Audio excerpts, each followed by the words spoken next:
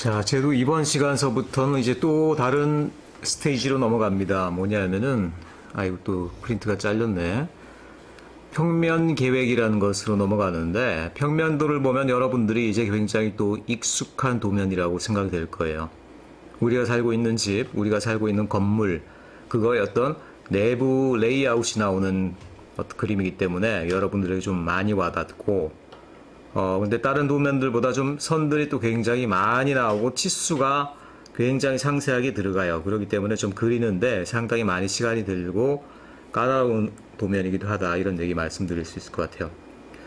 참, 그리고 그 수업 관련해서 제가 글로 공지를 올렸는데, 물론 이제 학교 방침은 빠르게는 6주차, 그리고 뭐 많게 길게 봐도 9주차 이후에는 이제 오프라인 수업으로 웬만하면 전환한다, 이런 방침이에요.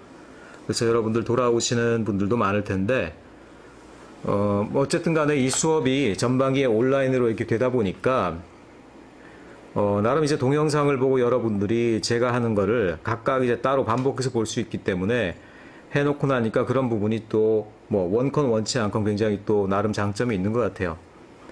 스튜디오에서 제가 이렇게 작업하면 여러분 쭉 둘러서서 보면 되긴 되는데, 24명 정도가 한꺼번에 둘러서서 이렇게 보기가 사실 쉽지 않거든요. 그래서 어차피 돌아가면서 여러분들 하는 거 하나하나 이렇게 내가 보고 또 좀 고쳐주고 이렇게 해야 되는데, 그런 것들이 굉장히 좀 소모적일 때가 많아요. 그래서 앞으로도 이렇으면 좋겠어요. 그냥 제가 시범을 보이는 거는 영상 강의로 이렇게 하고, 현장에서 여러분들이 실습하면서 이제 코칭을 받는 시스템, 그게 더 낫겠다라는 생각도 들고, 어쨌든 팀 작업이 아니라 개인적인 연습에 의한 스튜디오이기 때문에 꼭 우리가 전체적으로 모일 필요는 없다는 생각이 들어요. 그래서 일단 여러분 돌아오시는 대로 뭐 마음껏 얼마든지 우리 방이 또 따로 있으니까 그 방에 401호에서 스튜디오 작업실에 와서 TA한테 연락해서 이 제도대 있죠. 제도대 도면대도 놓고 직접 한번 해보도록 하시고 연습을 하시고, 다만 이제 수업 시간이 있는 날, 그때는 좀 이렇게 너무 많이 몰리진 않았으면 좋겠어요. 뭐 12시부터 1시 사이에 다 모인다, 그러면은 뭐 흩어져서 하는 의미가 또 없잖아. 그래서 여러분들이 좀 이렇게 서로 간에 시간대를 분리해서 한다는 그런 전제하에 여러분들이 하면서, 잘 안 되는 부분이 있고, 그리고 이제 그럴 때 톡방에 올리고 그러면은 제가 이제 시간대별로 가서 약간의 코칭을 해주려고 그래요. 그러기 때문에 그런 식으로 이제 좀 진행을 할 거고, 수업 시간에 전체 모여서 2시간 내에 도면을 바바박 그리고, 여러분 뭐 2시간 내에 이제 제가 이런 챌린지 시키거든요. 2시간 내에 평면도 하나 다 그려. 못 그리면은 감점 막 이러면은 진짜 엄청 열내면서 땀내면서 막 그린다고. 그러니까 그런 환경들이 지금 같아서는 이게 그다지 좋은 것 같진 않아요. 그래서 좀 분리시켜서 작업하려고 그러는 거니까 여러분들이 좀 그렇게 이해하기 바라고.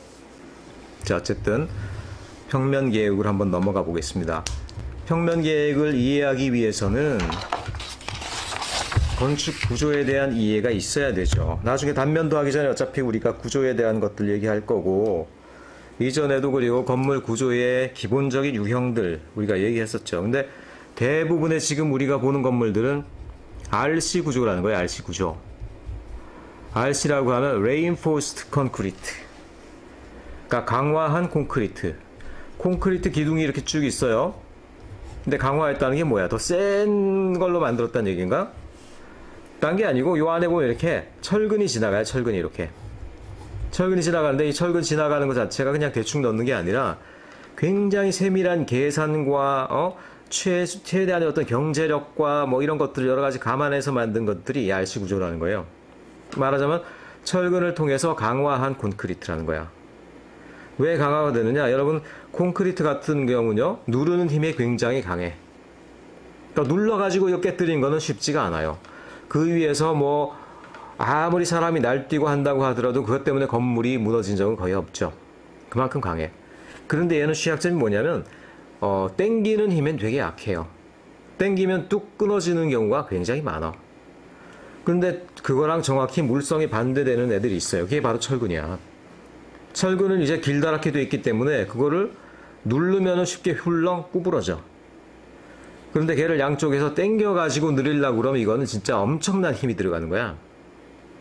어떻게 됩니까?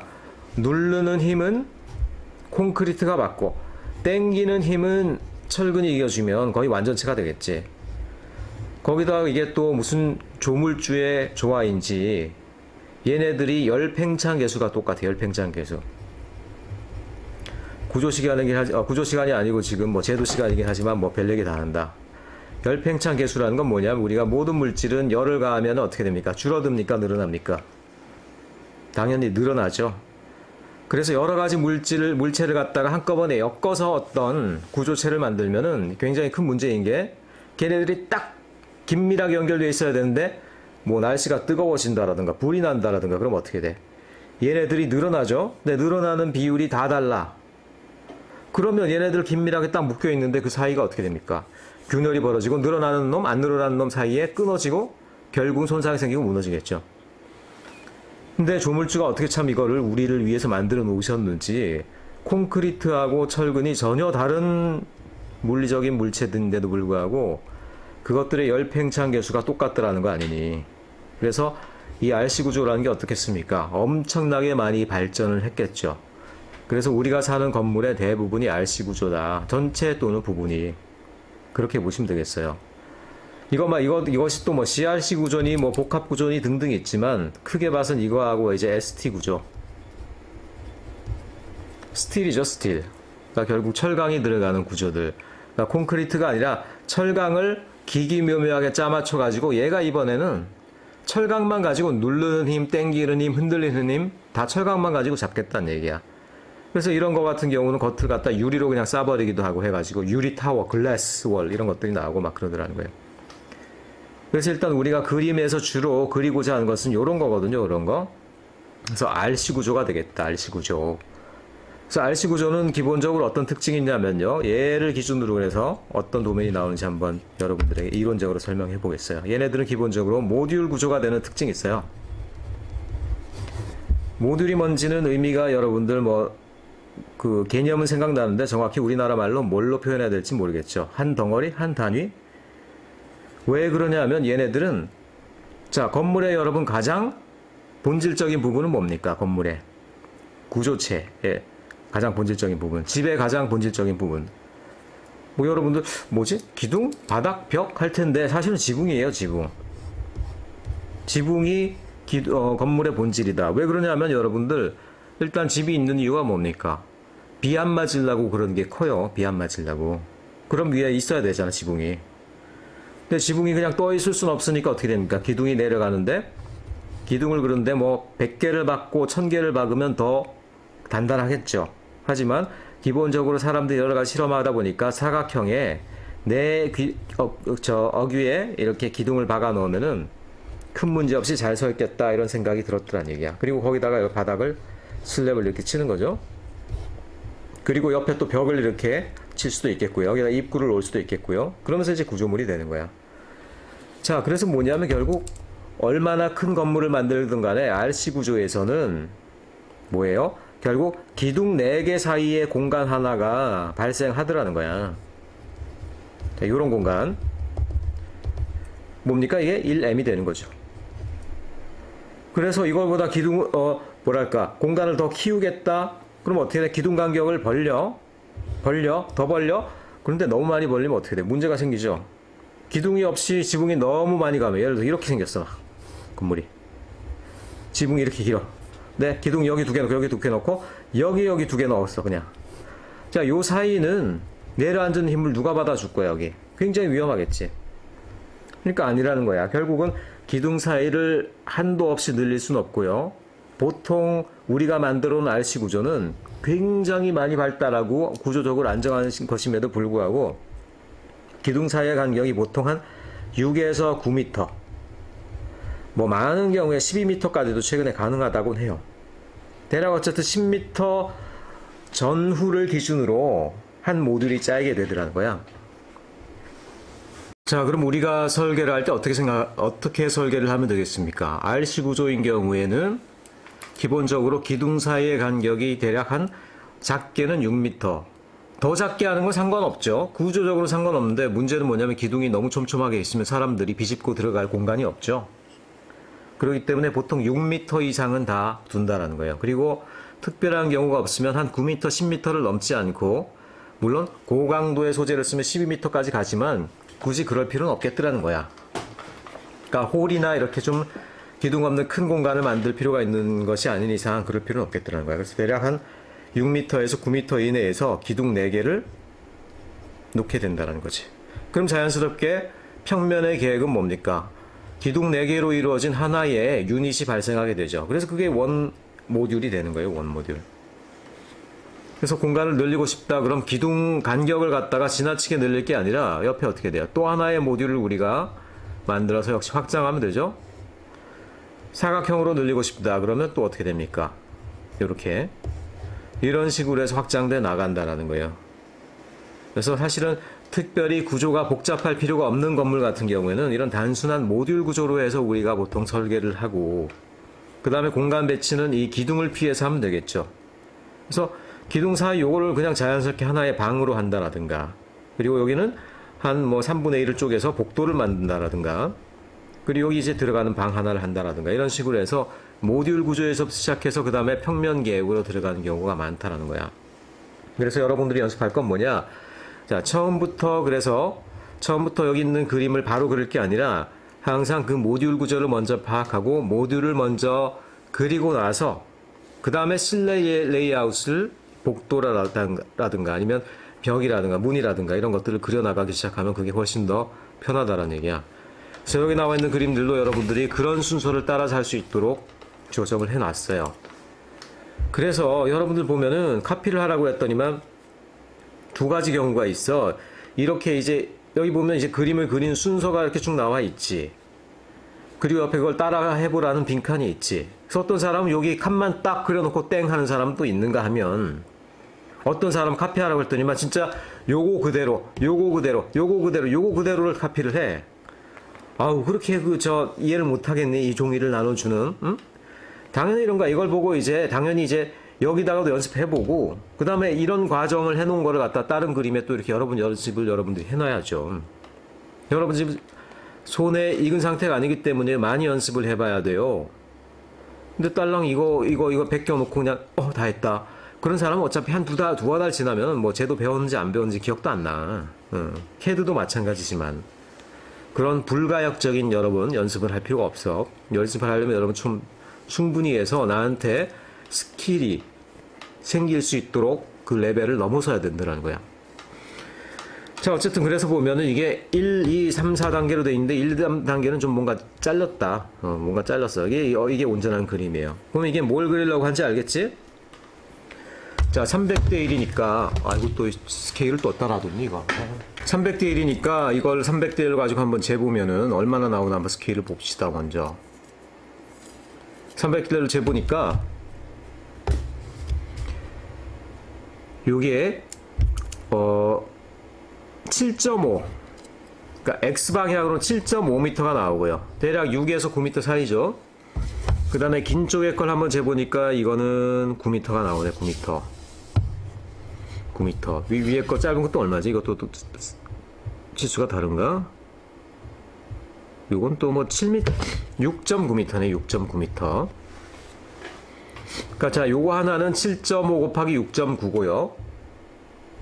그리고 긴 거 하나는 7.5 곱하기 9가 되겠어. 그렇게 두 가지 형태의 모듈이 쓰이고 있죠. 그래서 보면 결국 요런 모듈 하나랑 요런 모듈 하나가 3번씩 반복되는 그런 어떤 전체의 평면 건축 공간이 되고 있더란 얘기야. 물론 이 안에가 어떻게 계획되는지 지금 우리로서는 알 수 없어요. 예를 들어서 그냥 내가 한번 대충 그려보면은 뭐 별거 없어. 대충 살짝만 그려볼게요.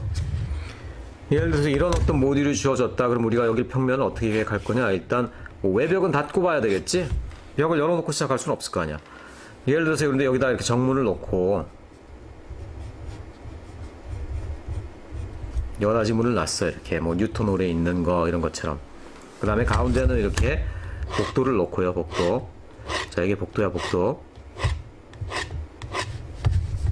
자, 이거 어떻게 돼? 그러니까 여기는 당연히 들어가서 로비겠지. 로비.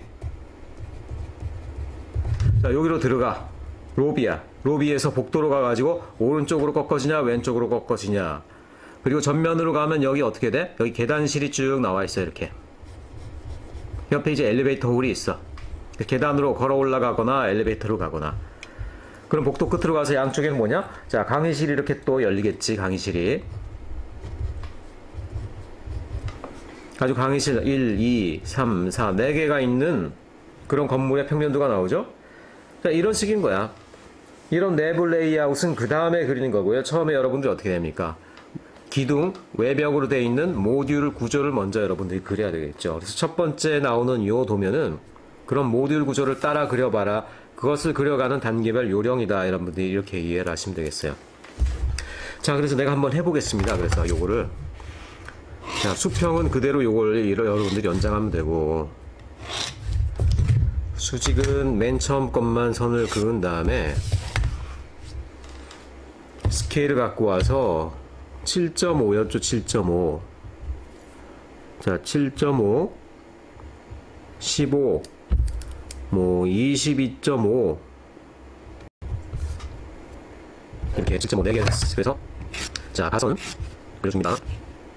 다 됐네, 다 됐어. 그러니까 요만큼이 3개짜리였는데 내가 4개로 생각해서 그렸구나. 자, 요만큼이 지금 우리가 그려야 될 대상인 거겠죠. 근데 여러분이 명심해야 될 거는 지금 요걸 확대해보면 어떻게 되죠? 요걸 확대해보면은 자, 기둥선이 제일 짙은 선, 무슨 선이겠어요? 단면선으로 그려지고 있어. 그 다음에 중심선. 중심선이 0.15짜리였죠. 그러니까 보조선 다음으로 나오는 것들이 중심선이었죠, 중심선. 그 중심선이 이렇게 지나가고 있어. 어디를? 기둥 중심을 이렇게 관통하고 있어.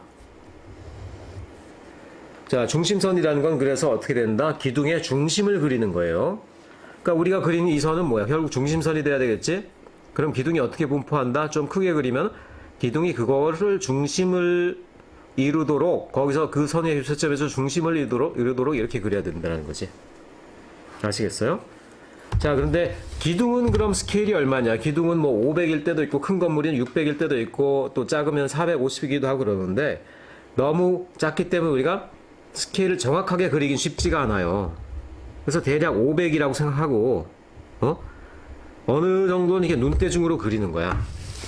자, 그래서 그 다음 할 일은 뭐냐? 일단은 우리가 필요한 구조체 부분만, 지금 내가 그린 건 가선이었으니까 중심선 정도로 해서 다시 한번 그려봅시다. 중심선 정도로 해서 조금 돌리면서 그리는 좀 더 강한 선이죠. 그림이 지저분해지고 있는데 설명을 위한 거니까 이해하도록 하세요.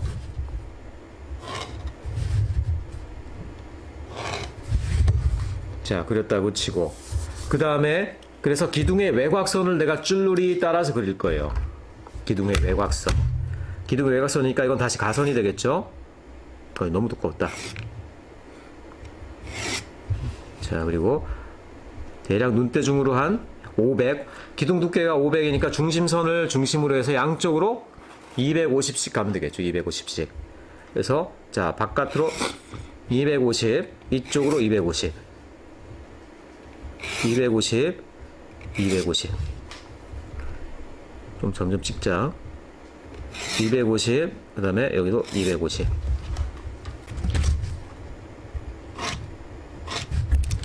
지금 기둥의 외곽선을 그리고 있는 거예요.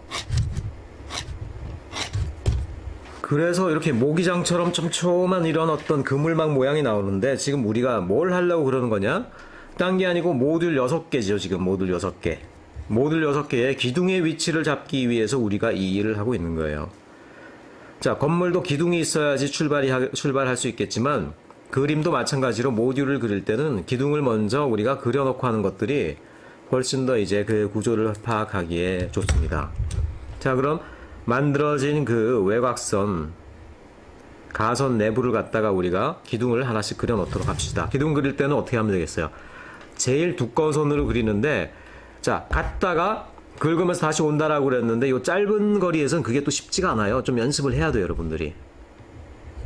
그래서 그릴 때는 그리고 하나하나 따로 그릴 게 아니라 수평선 하나에 이렇게 연달아 전체 4개를 다 그려버리면 당연히 훨씬 더 작업이 효율적이겠죠. 갔다가 다시 오고. 짧은 거리기 때문에 지금 역시 쉽지가 않네요. 짧은 거리 왔다 갔다 하려니까. 자, 기둥을 옆에 있는 그림보다 조금 크게 그리고 있어요. 말아보기 쉽게. 자, 이렇게 수평선만, 기둥의 외곽이 수평선, 단면선입니다. 다 제일 두꺼운 선, 0.5mm짜리. 그림이 삐딱해진 것 같다. 자, 그다음에 이제 수직선, 기둥의 수직선들 가면 되겠죠? 갔다가 왔다가, 갔다가 왔다가. 끄트머리가 겹치게 해야 됩니다. 살짝씩 겹치게 해야 돼. 끄트머리가.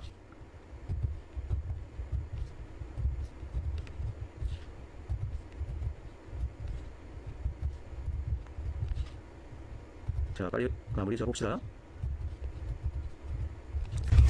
자, 기둥이 다 박혔죠, 이제. 그러니까 이렇게 모듈이 완성이 됐고, 이러니까 내가 그리는 평면이, 요런 평면이구나 하고, 그 다음에 어떻게 돼? 이제 벽을 치고. 자, 벽을 그릴 때는 그 다음 단계 하는 거겠지만, 일단은 선의 두께를 얘기하자면요. 일단은 기둥이 제일 구조체의 중요한 부분이겠지. 모듈의 경계를 정하는 놈이니까. 그래서 기둥에 제일 강력한 선, 단면선을 줘요. 단면선 갔다 왔다 하는 0.5mm짜리. 그 다음에 벽을 그릴 때 벽은 기둥하고 사실은 뭐 똑같은 단면의 입장이기 때문에 단면을 써도 되긴 돼요. 단면선. 0.35짜리 단면선을 써도 되는데 그럼에도 불구하고 단면선하고 0.5mm짜리 단면선을 써도 돼요. 그럼에도 불구하고 단면선을 여러분들이 똑같이 쓰면 뭔가 너무 답답해 보여.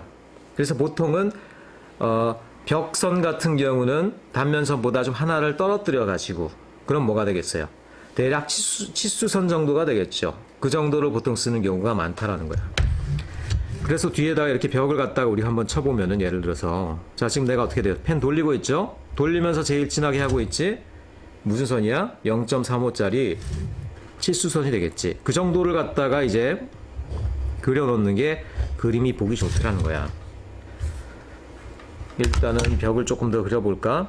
돌리면서 제일 진하게, 돌리면서 제일 진하게. 벽 두께는 이거 스케일로 너무 정확하게 역시 맞출 필요가 없다. 벽 두께는 이제 계속 이제 벽 두께는 얇아지고 있는데요. 요새는 20cm 정도밖에 보통 안 한다고 보면 돼요. 웬만한 벽들이. 자, 이렇게 벽을 그려 넣었어요. 뭡니까? 결국 자, 단면선이고 0.5 그리고 벽선은 보통 요거는 뭐 치수선 정도로 해서 한 0.35 정도로 해서 그렸다 이렇게 여러분 그리고 그 다음에 9-3이라고 되어 있는 걸 갖고 와봤는데 자 뒤에 -3 이런 것들은 그냥 번호만 넣었을 뿐 이것들이 순서를 의미하는 건 아니에요. 조금 번호하고 순서하고 상관없이 좀 배치가 되어 있으니까 여러분 양해하기 바라고요. 9-3의 평면 계획 각 부분 연습이라고 되어 있고 특별히 여기는 모듈 구조체 말고 창호 부분이 있다라고 그랬는데 자 일단 딴 건 모르겠고 여기 있는 그림을 먼저 여기다 옮기고 나서 그 다음에 거기에 문을 그려 넣는 법, 창문을 그려 넣는 법, 문도 쌍여다지, 뭐 평면여다지, 외여다지 문 여러 가지가 있으니까 그런 것들을 어떻게 표현하는지 한번 해보도록 하겠습니다. 먼저 이걸 여기다 빨리 한번 최대한 속도로 한번 빨리 옮겨 볼게요.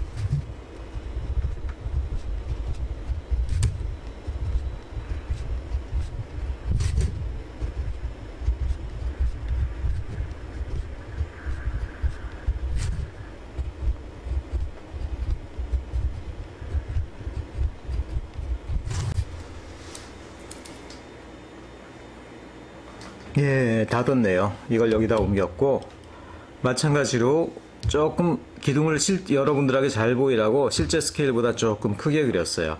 그래서 6개의 모듈이 완성됐고, 여러분 그리고 그리는 순서 봤죠? 이거부터 그려놓지 않았죠?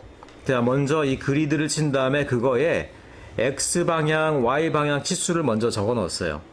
이 치수를 먼저 적어 넣는 건 뭐냐면 이 치수에 의거해서 구조물이 설계되기 때문에 치수를 봐가면서 여기다 여러분들이 어디인지를 분명하게 봐가면서 하라는 뜻에서 이제 보통 그렇게 그리는 거예요. 예를 들어서 그래서 이 모듈에 대해서 누군가와 얘기하려고 그런다라고 그러면 여기 나와 있는 이 시스템의 근거에서 1, 2, B, C 사이의 모듈 이렇게 얘기하면 요거가 딱 지정되는 거 아니겠어요? 그래서 보통 X방향으로는 뭐 꼭 정해진 건 아닌데 뭐 숫자를 쓴다라든가 Y방향으로는 A, B, C 알파벳을 쓴다라든가 해서 이런 식으로 좌표 개념으로 보통 그림을 그리기 마련입니다. 새롭게 추가가 되는 건데요. 일단 벽체 그리는 걸 한번 해보겠습니다. 벽체. 벽체를 그리는데 이 건물이 꼭 설계가 되는 건 아니지만 일단은 양옆에는 벽체로 닫힌다라고 생각합시다. 벽체. 자, 벽체를 그릴 때는요. 지금 여러분 보시면 알겠습니다만 이게 기둥이 두께가 대략 500mm 짜리라고 생각하고 얘기한 거예요. 그러니까 50cm죠, 50cm. 근데 벽의 두께는 얼마일까? 한 20cm 정도 된단 말이에요. 그러면 기둥의 절반인 250cm 보다도 조금 더 250mm 250mm보다도 조금 더 얇단 말이야. 그렇기 때문에 자, 외곽선은 어차피 기둥의 외곽이랑 같이 가요. 이렇게. 그런데 내부에 있는 선 같은 경우는 중심선보다 살짝 바깥으로 그리는 게 스케일상 맞겠죠? 그렇죠? 그래서 벽이 너무 두꺼우면 안 된다. 기둥의 절반보다 살짝 얇아야 되겠구나 이런 생각을 할 수 있겠죠. 여기도 마찬가지. 돌리면서 진한 선으로 그립니다. 그려요. 자, 벽을 닫았어. 자, 그럼 이 위쪽으로는 어떻게 할까요? 위쪽으로는 우리가 창문을 낸다라고 생각합니다. 창문. 여기 보면 창문을 그리는 요령이 나왔는데 이거는 사실은 약식이에요. 약식. 원래는 어떻게 그려야 되냐? 정확하게 표현하자면 이렇게 그려야 돼. 자, 벽에도 콘크리트는 있는 부분이 있죠. 그 다음에 창틀이 있겠죠? 창틀. 그 다음에 창문이 보통 어떤 식으로 되냐? 자, 이런 식으로 얇은 선으로 해가지고 자, 이런 식으로 되더란 얘기예요. 그러니까 보면 창문이 얇은 개가 3개가 이렇게 서로 간에 엇갈리면서 열 수 있게 돼 있죠. 그런 경우에 거기에 따라서 얇은 창문선을 이렇게 3중으로 해서 그려 넣는 게 원래 맞아요. 자, 근데 우리가 컴퓨터로 그리는 게 아니라 손으로 그리는데 창문 두께라는 게 진짜 뭐 한 1cm가 안 되는 그런 두께 아니에요. 그거를 우리가 스케일 자를 대고 찾아서 그려 놓을 수가 없죠. 그러니까 보통 손으로 그릴 땐 약식으로 그린다는 얘기예요. 그래서 이런 식으로 정교하게 그릴 필요 없고요. 보통 우리가 이렇게 열고 닫는, 밀고 닫는 한 이런 어떤 창문 같은 경우에는 보통 해칭선이나 아니면 보조선 정도로 해서 얇게 두 선을 그립니다. 이런 식으로 날카롭게 얇게. 자, 다시 한번 얇게 두 선을 그려요. 이렇게. 그런 다음에 그 창문에 틀이 있는 부분에다 두 선을 살짝 그어가지고 끊어주기만 해요. 이렇게. 그럼 어떻게 보느냐? 아, 창문 한 짝, 두 짝, 세 짝이 연결되어 있고 대충 뭐 이렇게 밀고 닫고 하는 걸 창문이겠구나 하는 거를 우리가 알아볼 수 있더란 얘기야. 그래서 이게 그 얘기입니다. 다시 한번 하겠습니다. 보조선 내지 해칭선 정도로 해서 얇게 두 선을 보내. 그 다음에 그것들이 끊어지는 부분마다 조금 굵은 선 2개로 해서 이렇게 끊어줘.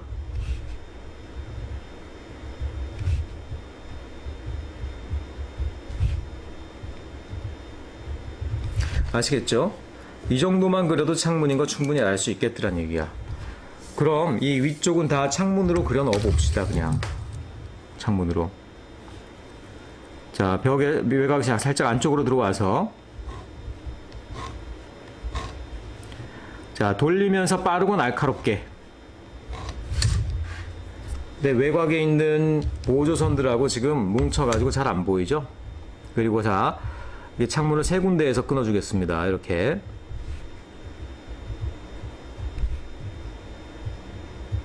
자, 끊어졌죠?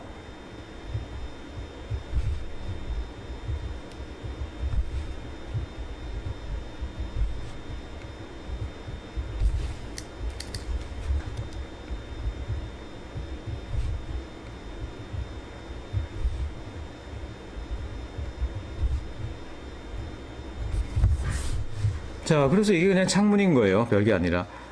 지금 선보다 조금 더 굵게 해칭선 정도로 그리는 게 나을 뻔했다. 지금 보조선 정도로 했더니만 너무 잘 안 보여요. 다른 선들하고 구분이 잘 안 되네. 자, 해칭선 정도로 바꿔보겠습니다. 이렇게. 훨씬 낫죠, 이러니까. 이러면 이제 외곽이 창문인 거고. 그 다음에 아까 건물 구조는 아까 거랑 똑같이 한번 해보겠습니다. 자, 여기서 복도를 우리가 9m 중에서 200분의 1이 어디냐. 그 중에서 3m를 복도로 한다고 쳐봅시다. 3m짜리 복도면 사실은 상당히 좀 넓은 복도죠. 그래서 여기가 복도예요. 복도에서 그럼 자, 방이 지금 여기 2개가 들어간다. 그 방을 한번 그려볼게요. 방을 그리는데 일단 벽부터 그냥 대충 그려볼까요? 근데 내벽하고 외벽은 사실 두께가 또 달라요.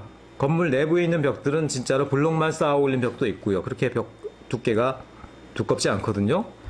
그래서 조금은 더 얇게 그려주는 게 좋아요. 이런 식으로. 그리고 또 여기도 닫아야 되겠죠. 자, 그리고 여기도 닫아준다. 닫아줬어요. 그리고 방 하나가 생겼죠. 근데 앞불사 방이 벽으로 그냥 다 방탈출도 아니고 무슨 벽으로 다 갇혀버렸네. 그러니까 사실은 이 부분은 조금 잘못 그려진 거라는 거지.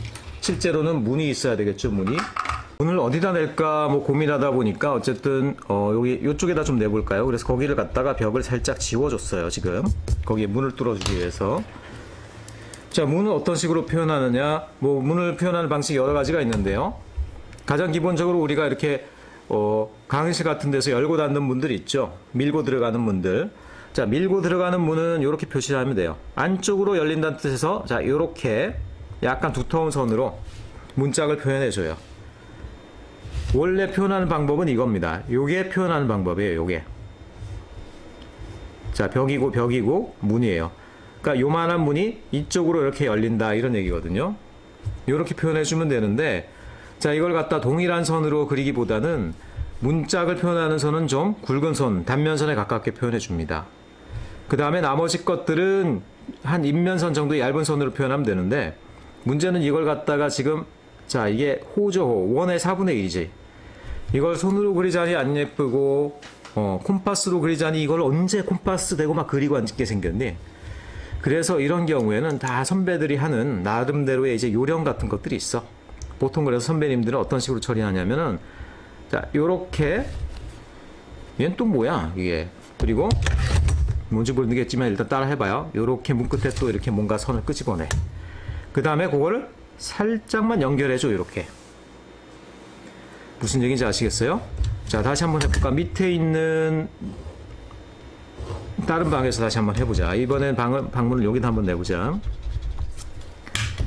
자, 별거 아니에요. 문짝을 갖다가 큼직하게 좀 이렇게 한번 그려보겠습니다. 문의 너비 같은 경우 보통 한 뭐 넓은 건 1.2, 짧은 건 0.9 이렇게 되죠. 미터로. 여기도 마찬가지. 자, 닫히는 부분 문끄터리에 조금 집어낸 다음에 그 다음에 그 두 개를 살짝 연결시켜. 자, 이러니까 그냥 저냥 볼만하죠. 근데 여러분들이 한번 손으로 한번 해봐. 손으로 이걸 다 아니거든. 좀 꽝이야. 그렇게 되면은. 그러니까 그러지 않고요. 아까도 얘기했지만은 자, 문짝 그리고 그 다음에 문 닫히는 부분 그리고 끄트머리 조금 꺼낸 다음에 두 개를 살짝 이어준다. 이런 식으로 해가지고 요 문 기호를 그리는 방법, 그런 요령이 있다는 것만 여러분에게 알려드려요. 자, 문을 그리는 걸 해봤고 뭐 쉽네. 문이고 창문이고 대충 이렇게 표현하면 되는 거 아니야? 물론 거기다가 어떻게 됩니까? 양쪽으로 열리는 문이다. 양쪽으로. 우리 뭐 강당이나 이런 거 들어갈 때 보면 양쪽으로 열리는 문이 있잖아요. 멋지게 양쪽 손으로 딱 이렇게 누르고 들어가는 문이 있잖아. 그거는 요런 식으로 하면 되겠죠. 이런 식으로. 그렇죠? 근데 이거는 어떻게 됩니까? 안으로 열고 들어가는 문인데 근데 실제로 사람들이 많이 이용하는 시설은 안으로 열고 들어가는 문이 더 많을까요? 바깥으로 열고 나오는 문이 더 많을까요? 왜? 보통은 바깥으로 열고 나오게 해요. 왜냐하면 안에서 무슨 사고가 생길 수 있잖아. 불 나거나 뭐 그러면 사람들이 와당 나와야 되는데 안으로 여는 문은요, 뒤에 사람들이 한꺼번에 들이닥치면 잘못하면 그 문이 안 열리고 사람들이 큰일을 당하는 수가 있어. 그래서 보통은 바깥으로 열리게 해요. 물론 바깥으로만 열리게 할 게 아니라 그냥 이렇게 바깥으로 연장해서요. 연장해가지고 아예 안으로도 열리고 바깥으로도 열리고 다 해버린 경우가 보통 제일 많죠. 물론 이렇게 그려놓으면 뭐야 이거는 안으로도 이렇게 밀고 들어가고 바깥에서도 밀고 나갈 수 있는 양여닫이 문이 되는 거예요. 양여닫이. 그래서 이런 식으로 그려도 되고, 하지만 기본적인 건 뭐다? 사람이 많이 모이는 시설에서는 바깥으로 열고 나오게 하는 거다. 그러니까 이렇게 하면 안 된다는 거예요, 원래는. 자, 그런 식으로 표현하면 되겠다라는 거. 자, 그러고 나면 이제 뭐 딱히 따로 표현할 거 없죠? 그럼 이걸 한번 우리가 다 닫아서 완성을 해보겠습니다. 자, 전면부는 유리창은 아니지만 얇은 유리로 이루어진 벽이라고 쳐봐요. 우리가 얇은 유리. 유리벽 최근에 많잖아. 창문은 아니에요. 그냥 유리로, 전면 유리로 돼 있는 벽. 그 다음에 여기다가 우리가 로비로 들어가는 문을 한번 그려보겠습니다. 로비로 들어가는 문. 어떻게 그리느냐? 뭐 대충 여러분 보이는 대로만 한번 따라해 보세요. 자, 뭐가 이렇게 선이 많고 복잡하느냐? 뭘 그리려는가 하면은요. 뭘 그리려고 그랬지?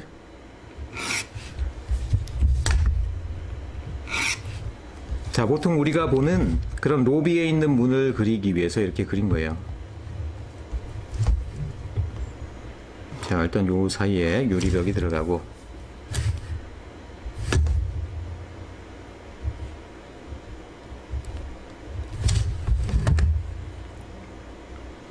짧은 선을 지금 왜 그리는 걸까? 이렇게 내 머릿속에는 이미 이제 나름 구상이 있긴 있어요.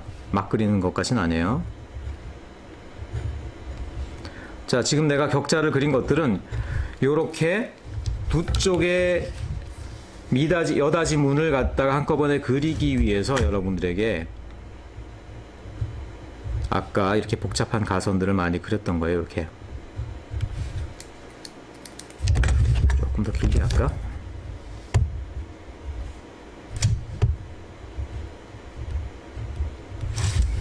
자, 이게 뭘까? 요게 여기서 이렇게 연결하려고 그런 거죠. 이렇게 연결하려고 그런 거예요. 이렇게 지금 내가 펌퍼스나 그런 거 쓰지 않았는데 손으로 그리는 것 치고는 어쨌든 이렇게 하는 것들이 나쁘지 않은 방법이라는 걸 알겠죠. 특별히 어긋나지 않고. 자, 이렇게 하고 양쪽을 갖다가 자, 닫아버리면 뭐가 돼요? 그러니까 들어오는 문이 됐죠. 들어오는 문. 바깥으로도 밀 수 있고 안으로도 밀 수 있는 그런 문이 됐어요. 보통 그래서 이런 문들은 로비를 들어오는 현관문들이 이렇게 많이 생겼지. 그런 문들이 이렇게 한쪽, 두 쪽으로 되어 있는 거야. 물론 그리고 이런 것들이 또 한 겹으로만 되어 있는 게 아니에요. 방풍문이라고 그래서 두 겹으로 이렇게 보통 되어 있습니다. 어디 가나 다 그래요. 자, 그림이 조금 모자라긴 한데 역시 동일한 과정을 해주는 거예요.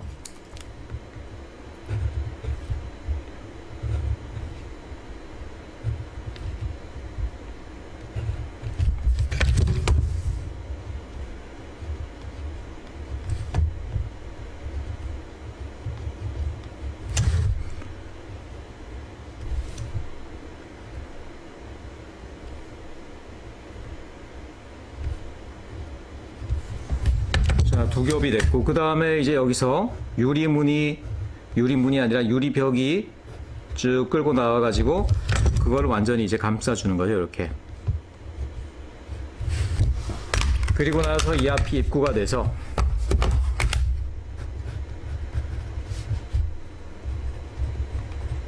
출입구가 되는 거겠죠. 방풍문이라고 해서 문을 이렇게 두 겹으로 만들어 놔요. 그래서 하나 열고 들어가고 또 열고 들어가고 이렇게 만들었죠. 그래서 두 번째 여는 동안에 첫 번째 문은 또 다시 닫혀버리도록. 그래서 바람이 너무 왔다 갔다 하지 않게 만드는 이런 문을 보통 현관에 쓰는데 방풍문이라고 그럽니다. 방풍문은 그래서 보통 이렇게 이중의 벽으로 되어 있고 그 벽마다 이렇게 따로 여닫이 문을 넣어가지고 이렇게 바람이 통하지 않게 해놓는 그런 경우가 되겠어요. 자, 한 김에 그럼 어차피 나머지 부분까지 조금 더 완성을 한번 해봅시다.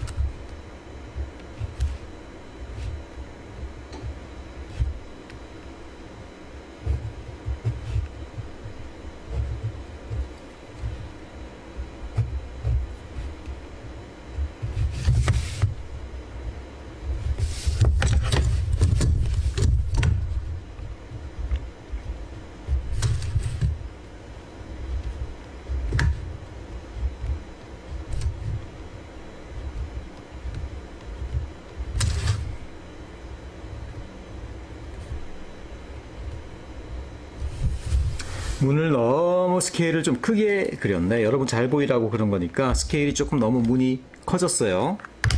감안하세요.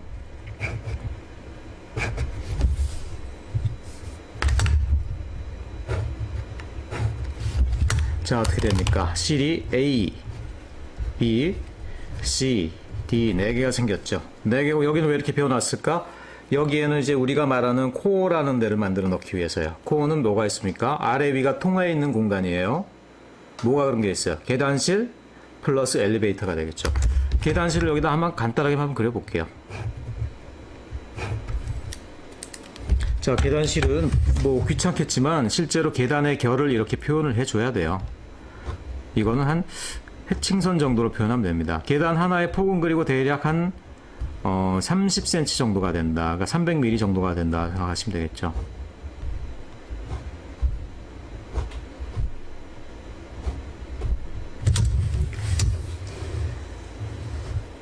계단이 그리고 가운데 이렇게 난간하고 두 쪽으로 나눠져 있죠. 이렇게.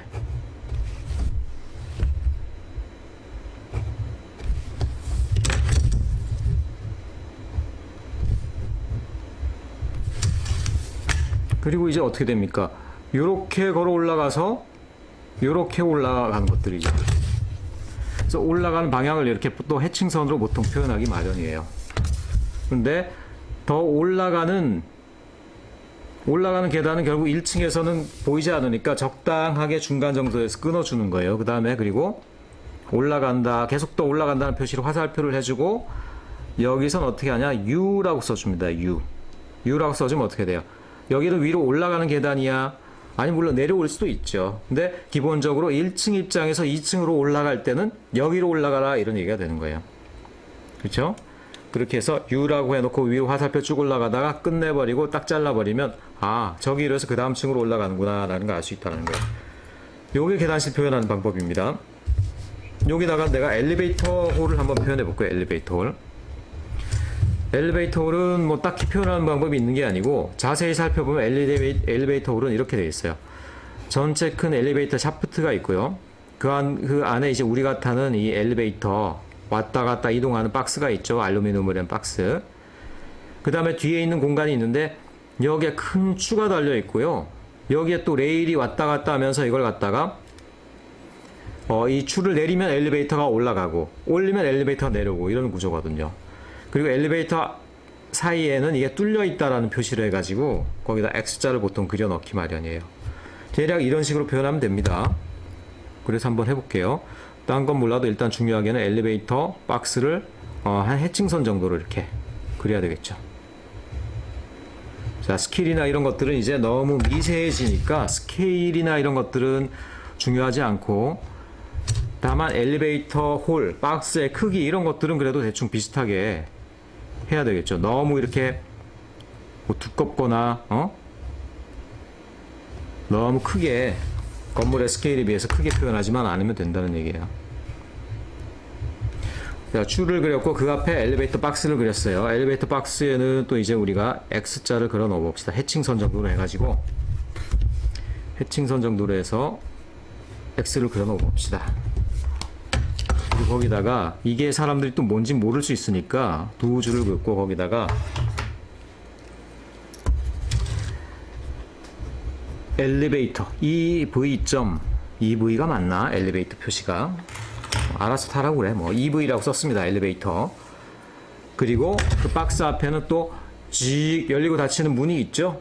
그 문하고 그 박스는 다른 거야 서로. 그러니까 그 열리는 문을 또 이렇게 표시를 해줍니다. 얇은 두 해칭선 정도로 해서 이렇게 앞에 표현해주면 돼요. 약간 삐딱해졌는데 뭐 이런 정도로. 그리고 엘리베이터 중심 부분에 이렇게 또 중심선을 넣기도 해요. 이런 식으로. 그림이 뭐 선이 너무 많으니까 지저분해졌다. 네, 알겠죠? 그리고 나서 이제 복도는 대충 이렇게 선을 쳐줘 볼까요? 이렇게.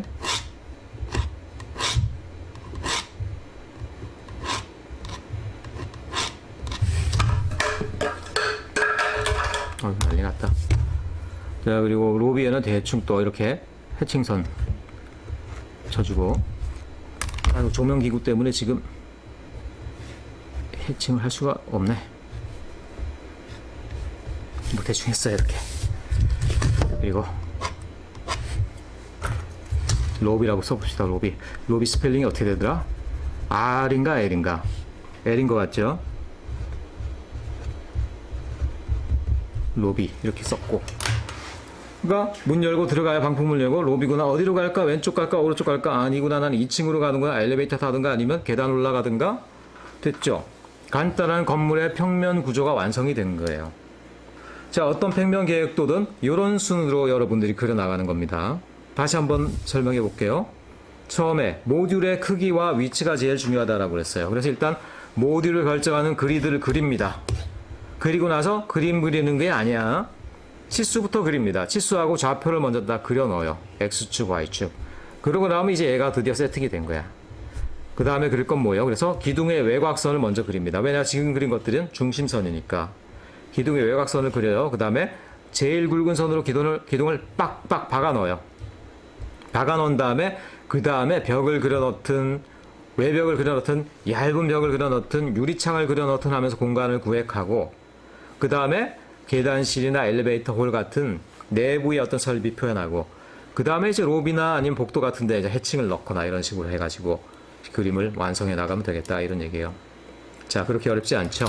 이 그림이 그렇게 어렵지 않은데 문제는 뭐냐면 이런 모듈이 20개, 뭐 100개씩 있는 건물들이 있으니까 그런 것들은 진짜 엄청난 시간이 걸리는데, 그럴수록 어떻게 됩니까? 여러분들이 선이 빠르고 또 이걸 한 번에 그릴 수 있는 요령이 잘 발달되어야지만 그런 것들이 원활할 수 있겠죠.